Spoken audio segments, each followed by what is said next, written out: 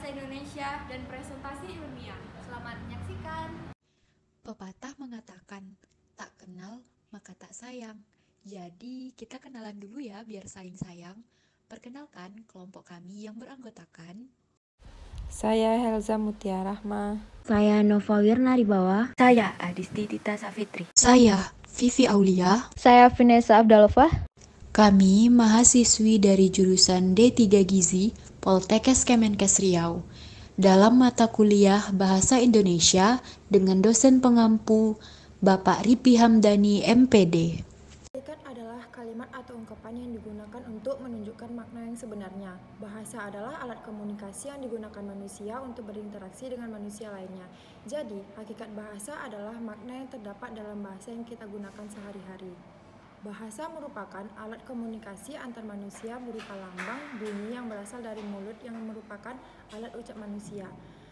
Bahasa ialah sebagai alat berinteraksi sesama manusia, alat untuk berpikir serta menyalurkan arti kepercayaan di masyarakat. Sejarah perkembangan dan pertumbuhan bahasa Indonesia. Sejarah perkembangan dan pertumbuhan bahasa Indonesia.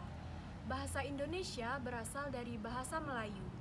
Bahasa ini sudah dikenal sejak zaman dahulu sebagai bahasa perdagangan dan perhubungan. Tidak hanya di Indonesia, tetapi hampir di seluruh Asia Tenggara. Pada abad ke-7, bahasa Melayu sudah banyak digunakan di Asia Tenggara, yang dibuktikan dengan banyaknya temuan prasasti yang bertuliskan huruf berbahasa Melayu kuno. Pada tahun 1928, para pemuda Indonesia menggelar rapat pemuda yang membuat perkembangan bahasa Indonesia menjadi pesat.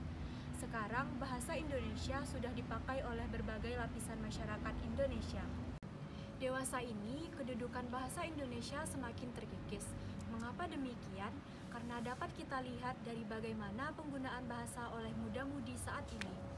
Masyarakat sudah banyak yang memakai bahasa gaul, dan parahnya lagi, generasi muda Indonesia juga tidak terlepas dari pemakaian bahasa gaul ini. Nah, untuk menghindari pemakaian bahasa gaul yang sangat luas di masyarakat, seharusnya kita menanamkan kecintaan dalam diri generasi bangsa terhadap bahasa Indonesia sebagai bahasa nasional. Dampak perkembangan bahasa Indonesia saat ini yaitu, yang pertama, eksistensi bahasa Indonesia terancam tersingkirkan oleh bahasa gaul. Yang kedua, menurunnya derajat bahasa Indonesia. Dan yang terakhir, menyebabkan punahnya bahasa Indonesia. Kedudukan dan fungsi bahasa Indonesia. Bahasa Indonesia sebagai bahasa nasional memiliki fungsi diantaranya. Yang pertama, lambang kebanggaan kebangsaan.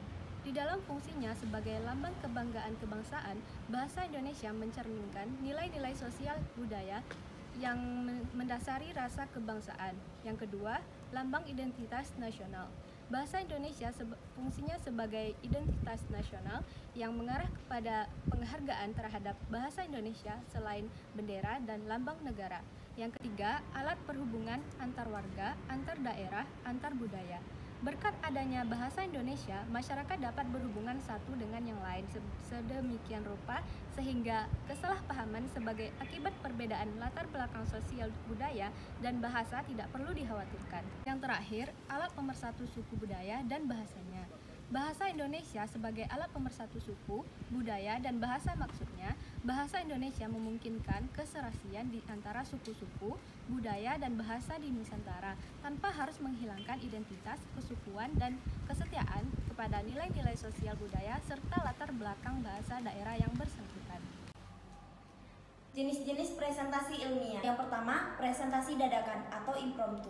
Pembicaraan impromptu merupakan jenis presentasi yang dilakukan secara mendadak tanpa persiapan apapun. Yang kedua, presentasi naskah atau manuskrip.